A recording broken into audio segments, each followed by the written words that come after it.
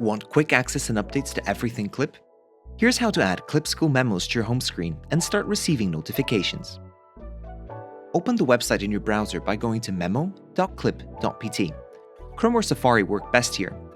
Tap the three-dot menu on your screen and find the Share icon. Select Add to Home Screen and confirm when prompted. Now, the app icon appears on your device just like any other app. Go back to your home screen and tap the new icon. You'll be asked to select the year groups relevant to you. Tap Subscribe when you're done making your choice. When you see the message asking you to allow notifications, tap Allow. That's how you'll get the latest updates and alerts straight on your device. And look at that, you just received your first notification welcoming you to Clip School Memos. The next time you receive a notification like this, simply tap it and you'll be taken directly to the post.